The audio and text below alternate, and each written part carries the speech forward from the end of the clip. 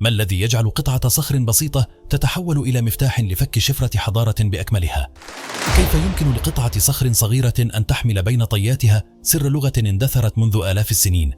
تخيلوا معنا كيف أن اكتشافا كهذا قد أضاء ظلام عصور وأعاد صياغة فهمنا لحضارة من أعظم حضارات التاريخ. في هذا الفيديو سنأخذكم في رحلة زمنية مثيرة، حيث تتشابك خيوط الماضي والحاضر لنروي حكاية حجر رشيد الذي لم يكن مجرد قطعة أثرية، بل مفتاحا لإحياء لغة وحضارة امتدت تأثيراتها إلى يومنا هذا. استعدوا لاستكشاف كيف غير هذا الحجر مسار التاريخ وكشف لنا أسرارا كانت مدفونة تحت رمال الزمن. لكن قبل أن نبدأ، لا تنسوا الاشتراك في القناة ودعمنا بإعجاب وتفعيل جرس التنبيهات. دعمكم هو الحافز الأكبر الذي يساعدنا على الاستمرار وتقديم المزيد.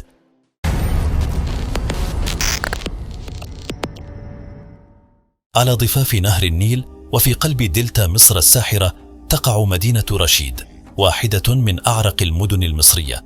منذ العصور الإسلامية كانت رشيد جوهرة الدلتا، تعج بالحياة والحركة.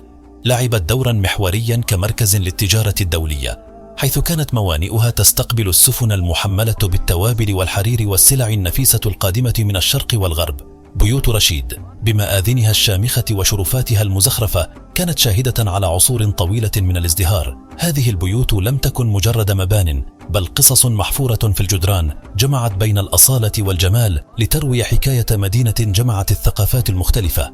رشيد لم تكن مجرد مدينة، كانت حصنا استراتيجيا ومعبرا حضاريا، حيث تعاقبت عليها الحضارات وتركت بصماتها الخالدة. ازدهرت فيها التجارة والفنون والعلوم بشكل جعلها مكانا ذا تأثير عالمي. كانت موانئها تعج بالمراكب المحملة بشتى أنواع البضائع، من التوابل النادرة إلى الأقمشة الفاخرة، مما جعلها ملتقى للتجار والمغامرين من كل صوب وحدب. في رشيد كانت المجالس العلمية تعج بأصوات النقاشات، حيث تبادل العلماء والفنانون الأفكار والإبداعات. كانوا يتبادلون الأفكار حول الفلك والطب والهندسة، بينما الموسيقيون والشعراء يملؤون الأجواء بألحانهم وقصائدهم. ومع مرور الزمن تطورت المدينة لتصبح رمزا للغنى الثقافي والحضاري، حيث التقت فيها الحضارات العظيمة وتلاقت الطرق التجارية الكبرى، مما أضفى عليها طابعا مميزا.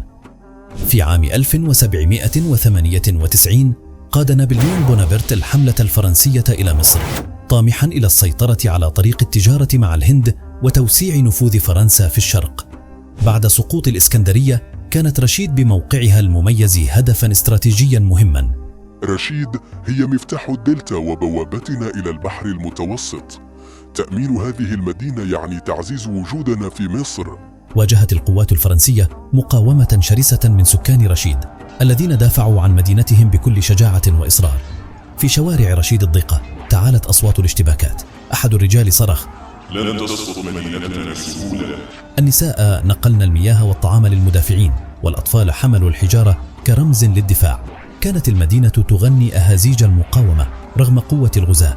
في هذه اللحظات بدت رشيد وكأنها قلب نابض بالشجاعة والتحدي، حيث لم تكن المقاومة مجرد فعل عسكري، بل تعبيرا عن حب لا حدود له للوطن. رغم شجاعة المقاومة لم تصمد المدينة أمام التفوق العسكري الفرنسي، لكنها سجلت ذكرى بطولية لن تنسى.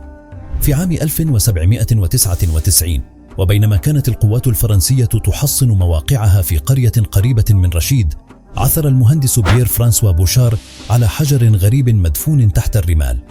ما هذا؟ 3 لغات مختلفة محفورة على نفس الحجر، علينا أن نرسله فورا إلى القادة.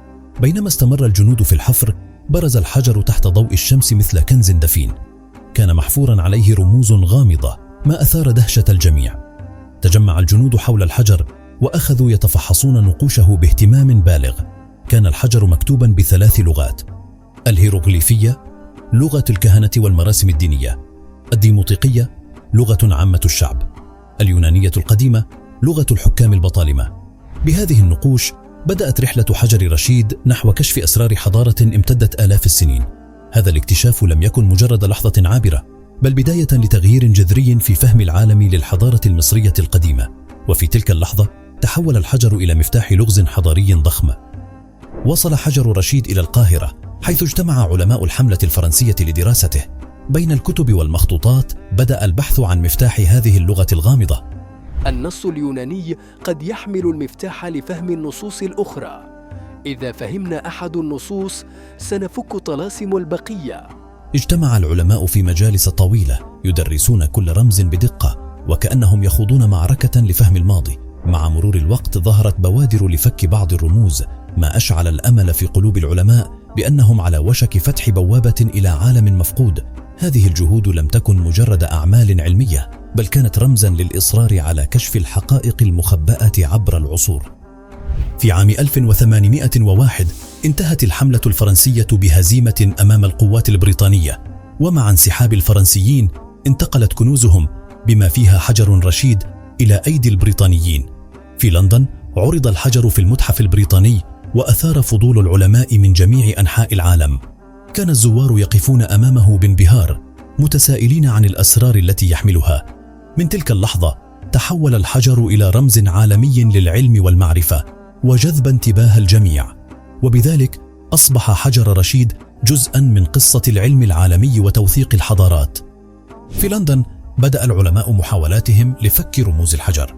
كان توماس يانغ أول من لاحظ أن بعض الرموز الهيروغليفية تمثل أصواتاً، لكنه لم يتمكن من فك النصوص بالكامل. ثم جاء جان فرانسوا شامبليون الذي كرس حياته لدراسة النصوص القديمة.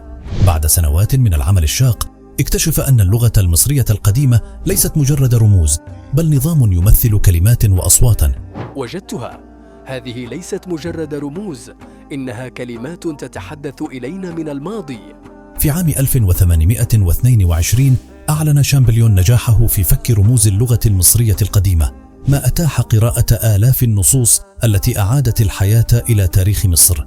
هذا الإنجاز لم يكن مجرد نجاح علمي، بل جسر أعاد التواصل بين الحاضر والماضي. إنه شهادة على قوة المثابرة والإبداع في مواجهة الغموض. اليوم يعتبر حجر رشيد نافذة تاريخية وواحدا من أعظم الاكتشافات الأثرية. بفضله كشفت أسرار الحضارة المصرية القديمة التي امتدت من الطقوس الدينية المعقدة التي ارتبطت بالإيمان والآلهة والعالم الآخر إلى العلوم التي شكلت أساس الحضارات، مثل علم الفلك والرياضيات والهندسة المعمارية المتقدمة التي لا تزال تدهش العالم. لم يكن حجر رشيد مجرد قطعة صخر عابرة، بل رمزا حيا للمعرفة والصراع الثقافي والسياسي في آن واحد. إنه يذكرنا بأن الماضي يمكن أن ينبض بالحياة مجددا من خلال استكشافه وفهمه. لقد فتح الحجر الباب أمام البشرية لتعلم أن التاريخ ليس مجرد أحداث متراكمة، بل دروس ثمينة وكنوز لا تقدر بثمن تحمل في طياتها أسرار الحكمة الإنسانية. حجر رشيد اليوم يقف كدليل حي على مدى تعقيد وغنى الحضارات القديمة، وكيف أن كل رمز محفور عليه يحمل في داخله قصة تعبر عن عبقرية أمة عاشت قبل آلاف السنين. رشيد، تلك المدينة العريقة التي تحتضن تاريخا يمتد لقرون طويلة، مليئة بمعالم أثرية تحكي حكايات مجدها القديم. أثناء جولتك في شوارعها لا يمكن أن تفوتك قلعة قايتباي التي بنيت للدفاع عن المدينة وشهدت مقاومة الغزاة. في رحلتك ستبهرك روعة مسجد زغلول، وهو أكبر مساجد المدينة وأكثرها تاريخا، يعكس روعة العمارة الإسلامية. لا تنسى زيارة مسجد أبو مندور الذي يتربع على تلة تطل على النيل ليمنحك مشهدا يأسر القلب. كل زاوية في رشيد تحكي حكاية فريدة. إنها مدينة تجسد التاريخ بحذافيره وتجمع بين سحر الطبيعة وعبق الحضارة، مما يجعلها وجهة لا تنسى لكل محبي التراث والجمال. إذا أعجبكم الفيديو لا تنسوا دعمنا بالإعجاب والاشتراك في القناة وتفعيل جرس التنبيهات ليصلكم كل جديد عن رحلاتنا عبر التاريخ.